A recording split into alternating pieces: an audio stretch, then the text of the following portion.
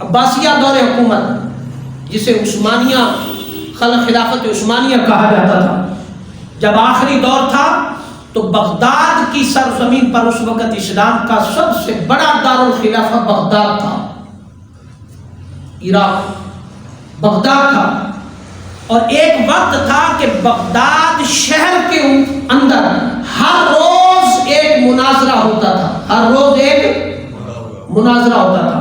پھر وہ وقت آیا آہستہ آہستہ، پھر وہ وقت بہت جلد آ گیا کہ بغداد کی گلیوں کے اندر ایک ہی وقت میں ایک ہی دن کے اندر چوک چراہوں پر بے شمار مناظرے ہونے لگے، بے شمار مناظرے ہونے۔ اور مناظروں کی جو موضوعات ہوتے تھے، سنیے ذرا تاریخ بغداد کو دیکھیں، تاتاریوں کی تاریخ کو اٹھا کر کے دیکھیں۔ مناظرے کا پہلا عنوان ہوتا کہ ایک وقت کے اندر سوئی کی نوک پر کتنے فرشتے بیٹھ سکتے ہیں، یہ مناظرے کا پہلا موضوع۔ دوسرا مناظرے کا موضوع کہ کوا حلال ہے یا حرام، گوشت حلال ہے یا حرام، یہ مناظرے کا دوسرا موضوع۔ تیسرا موضوع کیا ہے؟ مسواک کی شرعی حیثیت کتنی ہے، کتنی لمبی ہونی چاہیے، ایک گٹ یا کم، یا کتنی ہونی چاہیے، شرعی حیثیت اس کی کیا ہے، کیسے کرنی چاہیے۔ یہ مناظروں کے موضوعات تھے کہ یہ مناظرے کرنے والے اپنے معاملات کے اندر بڑے عروج پر جا رہے تھے۔ تو پھر ہلاکو خان کی تاتاری فوج آئی، انہوں نے بغداد کی گلیوں کے اندر لاشوں کے انبار لگا دی اور خون بہا دیا۔ اب وہ جو سوئی کی نوک پر فرشتے گرنے والے تھے، اب ان کی اپنی کھوپڑیوں کے مینار بن رہے تھے۔ اس سوئی کی نوک پر فرشتے گرنے والوں کے کھوپڑیوں کے مینار بن رہے تھے۔ اور پھر اس کے بعد مسواک کی شرعی حیثیت تلاش کرنے والوں کی اپنی ایک ایک بوٹی نوچی جانے لگی تھی۔ کوے کا گوشت حرام یا حلال سمجھنے والوں کو تاتاریوں نے خود نوچ کر کے کھا کر کے کبوں کے آگے ڈالنا شروع کر دیا۔ گلیوں میں خون بہنے لگا، دریا خون سے رنگین ہو گئے، اس حد تک تباہی ہو گئی۔ پھر ایک وقت آیا کہ آج ہلاکو خان نے بغداد کی سرزمین کو تاتار کرتے ہوئے بغداد کی سرزمین کو تباہ کیے۔ سینکڑوں برس گزر گئے، سینکڑوں برس گزر گئے ہیں۔ اس نے کھوپڑیوں سے مینار طے کیے، بنائے۔ وہ چرچ جس سے کھوپڑیوں کے مسلمانوں کی کھوپڑیوں سے مینار چرچ بنائے گئے تھے، وہ آج بھی وہاں موجود ہے، آج بھی وہاں موجود ہے۔ اس نے ایک ایک کو اٹھا کر کے صفحہ ہستی سے مٹا دیا، مسلمانوں کا خزانہ علم تباہ کر دیا، لاشیں لگا دی، کھوپڑیوں کے مینار بنا دیے، تباہ حال کر دیا۔ اور آج ہم نے کیا سیکھا؟ سینکڑوں برس گزر جانے کے بعد بھی آج بھی سوشل میڈیا اٹھا کر کے دیکھیں، آج بھی امت مسلمہ کے یہ نام نہاد ملا اسلام کی دھجیاں بکھیرنے والے داڑھی کی پیمائش پر مناظرے کر رہے ہیں۔ اور آج بھی پاجامہ سلوار نماز کے وقت کتنا اوپر ہونا چاہیے، کتنا نیچے ہونا چاہیے، اس پر مناظرے کر رہے ہیں۔ آج مردہ سن سکتا یا نہیں سن سکتا، اس پر مناظرے ہو رہے ہیں۔ آج امام کے پیچھے فاتحہ پڑھنی چاہیے یا نہیں پڑھنی چاہیے، آج بھی مناظرے ہو رہے ہیں۔ آج مسلکوں کو نفرتوں کی آگ میں بانٹا جا رہا ہے، مگر سیکھا کچھ نہیں ہے۔ دور حاضر کا ہلاکو خان ایک ایک کر کے تاتاریوں کی طرح امت مسلمہ کا برما تباہ کیا، امت مسلمہ کا شام برباد کیا، امت مسلمہ کا فلسطین برباد کیا، امت مسلمہ کا کشمیر برباد کیا، امت مسلمہ کا مصر برباد کیا، امت مسلمہ کا شام کو سوائے ہستی سے مٹایا، امت مسلمہ اب ایران کو مٹائے گا، امت مسلمہ نے افغانستان کو ختم کیا ہلاکو خان نے۔ اور آپ وقت آنے والا ہے، اگر اسی جگہ پر یہ امت مسلمہ کے نام نہاد ملا اسلام کی دھجیاں بکھیرتے رہے تو پاکستان کا نمبر بھی آنے والا ہے۔ وہ ہلاکو خان گھر نہیں بیٹھا، وہ ہلاکو خان اسی طرح تاتاریوں کی طرح آج بھی امت مسلمہ کی لاشوں کے انبار لگا رہا ہے۔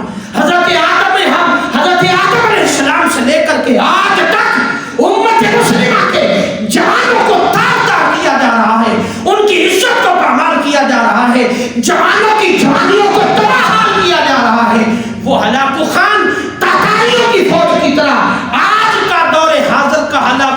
تعمیر کا تھنک ٹینک آج امت مسلمہ کی لاشوں کے پھر سے انبار لگا رہا ہے. فلسطین کے مظالم پر، کشمیر کے مظالم پر، برما کے مظالم پر، مصر کے مظالم پر، عراق کے مظالم پر، شام کے مظالم پر، برما کی گلیوں میں بہتے ہوئے خون کی آواز کو سن کر، فلسطین کی آواز کو سن کر کے آج امت مسلمہ کی آنکھوں میں کہیں پانی ہے نہیں. امت مسلمہ تماشا دیکھ رہی ہے.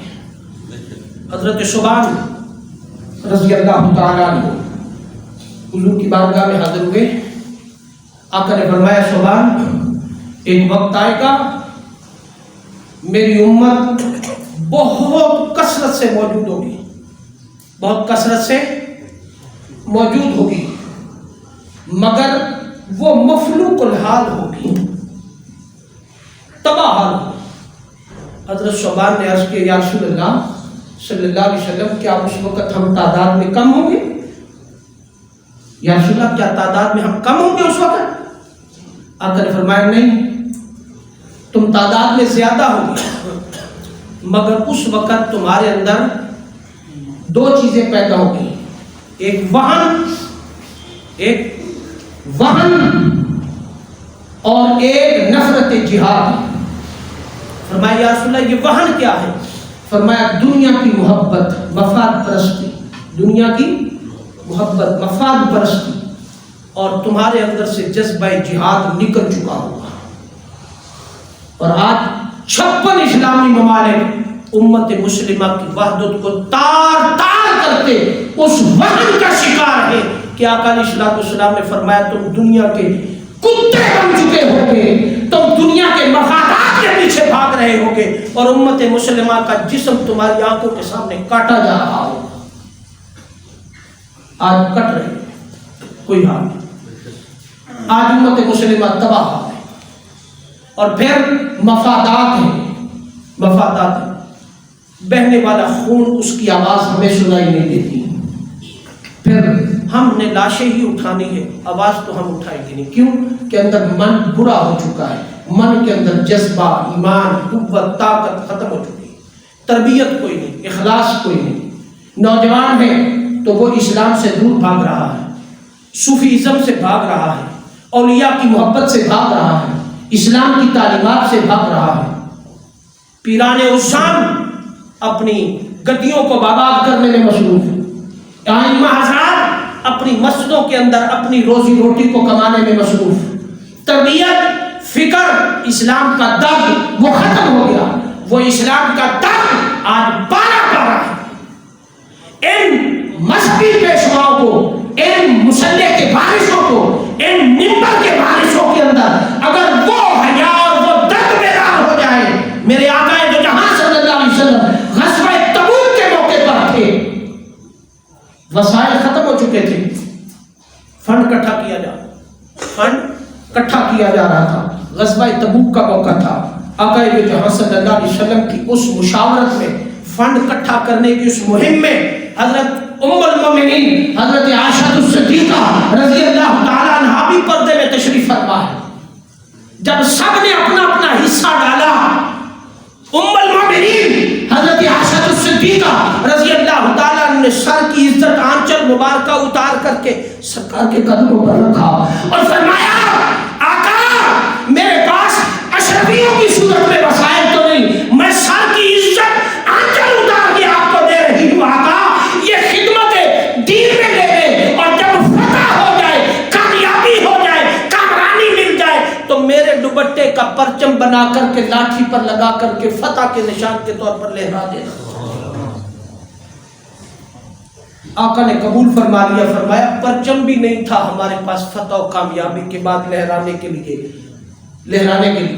غزوہ تبوک کی بات جب فتح ہوئی تو وہ جو پرچم لہرایا گیا، اے امت مسلمہ کی عزت کو تار کرنے والے گلاؤ، عزت کو تار کرنے والے مسجدوں پر بیٹھنے والے پیران عظام، ممبروں پر بیٹھنے والے وعظاء اور حکما، ذرا حیا کرو، ذرا امت مسلمہ کے ساتھ کھیلنے کا ذرا خیال کرو کہ اسلام کا آج جو پرچم لہرایا جاتا ہے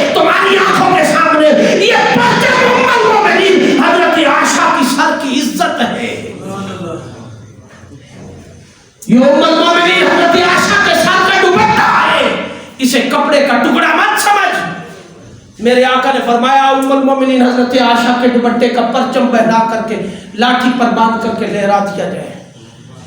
صحابہ نے باندھا اور پرچم پہنا کر کے بلند کر دیا۔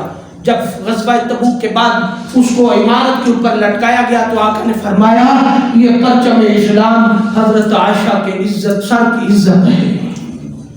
آج وہ عزت فلسطین کے بازاروں میں تار ہے، آج وہ عزت فلسطین کشمیر میں عزت تار ہے، وہ عزت برما کی سرزمین پر تار ہے، وہ عزت آج مصر اور لبنان کی سرزمین پر تار ہے، آج وہ عزت پاکستان کی دھرتی پر بھی لہوم ولعبم ولعنتہم الحیات الدنیا کے زمرے میں تماشا بنا دیا گیا ہے، کھیل بنا دیا گیا ہے۔ یہ سورہ اعراف ہے، آیت نمبر 51 کو دیکھنا، لہوم ولعبم ولعنتہم الحیات الدنیا، ہم نے اس عزت کو تار تار کر دیا، تماشا بنا دیا، کھیل بنا دیا، مفادات کے طور پر۔ اے امت مسلمہ، اے پاکستانی عوام، اے مسجد زیتون میں خطبہ جمعہ پڑھنے والے، اگر ہمارے اندر وہ غیرت اور حمیت پیدا نہ ہوئی تو یہ یاد رکھنا فلسطین ڈوب گیا، بغداد چلا گیا، مصر چلا گیا،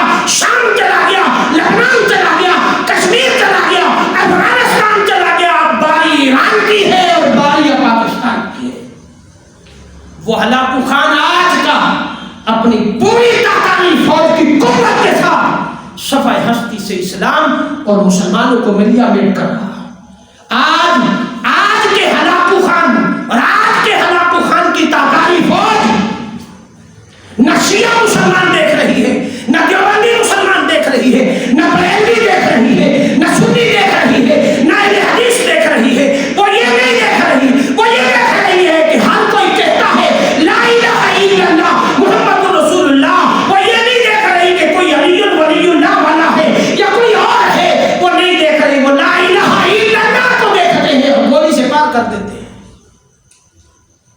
آج بھی اگر حمیت اور غیرت پیدا نہ ہوئی، آج بھی خطبات جمعہ کے موضوعات نہ بدلے، آج بھی امت کو تربیت اور فکر نہ دی، آج بھی نظریہ نہ دیا، تو یاد رکھے کوئی ہمارا نام تک بھی لینے والا نہیں بچے گا۔ مت سمجھے کہ پاکستان ایٹمی ملک ہے اور اسلامی ملک ہے۔ جو اس ملک کے ساتھ کر دیا گیا ہے، یہ پہلی سٹیج چل رہی ہے، یہ پہلی سٹیج چل رہی ہے کہ ان کا علم نظام تعلیم برباد کر دیا گیا۔ مذہبی سطح پر پہلے نظام تعلیم برباد کیا، پھر اب دنیاوی تعلیم، نظام تعلیم برباد ہو گیا، اب شعور ختم ہو گیا۔ اب ہماری قوم کے نوجوان نہ ہی ہے نہ سی ہے، وہ درمیان کی پوزیشن میں آ گئے ہیں، نہ وہ مرنے کے لیے تیار ہے، نہ وہ مارنے کے لیے تیار ہے، نہ وہ اٹھنے کے لیے تیار ہے، نہ وہ لڑنے کے لیے تیار ہے۔ وہ ہی اور سی کی درمیانی کیفیت کے اندر داخل ہو چکے ہیں۔ آج امت مسلمہ حق کی خاطر کھڑے ہونے کے لیے تیار نہیں ہے۔ آج امت مسلمہ، آج پاکستانی قوم اس حد تک بے حس ہو چکی ہے کہ اس کے اندر سے وہ جذبہ وحدت اور جذبہ حق کے ساتھ کھڑے ہونے کا تار تار کر دیا۔ نالائق، نااہل، کرپٹ، قاتل حکمرانوں کو برسر اقتدار لا کر کے یہ اس تھنک ٹینک کا پہلا سٹیج تھا۔ دوسرا سٹیج ایسی حکومت لائی جائے جو حکومت بالکل نہ ہی ہو نہ سی ہو، وہ درمیان والی پوزیشن پہ کھڑی ہو، نہ وہ امت مسلمہ کو راستہ دکھانے کے قابل ہو۔ جب ان کو دبکا مارے تو خرید لیا جائے، پھر وہ مرحلہ ہے اور وہ مرحلہ آنے والا ہے۔ اگر پاکستانی قوم اسی طرح تماشا دیکھتی رہی اور ہم نے تماشا دیکھنا، ہم آج بھی وڈیروں میں بٹے ہوئے ہیں، جاگیرداروں میں بٹے ہوئے ہیں، خاندانوں میں بٹے ہوئے ہیں۔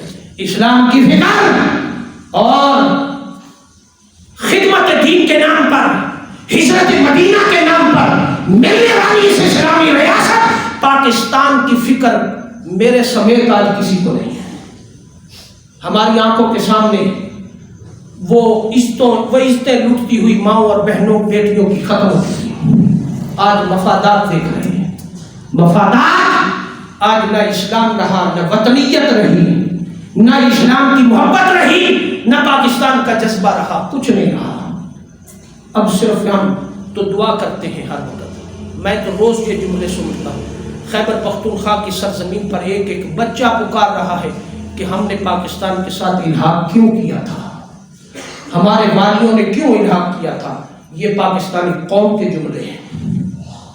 ان نہج پر لانے والے کون ہیں؟ حکمران، کرپٹ، قاتل حکمران، قاتل حکمران۔ مالاگڑھ پرسوں میں درس قرآن میں گیا تھا، وہاں ایک نوجوان PhD ملا، اس نے کہا زندگی کے اندر ایک ہی غلطی کی ہے کہ پاکستان کے ساتھ الحاق کیا۔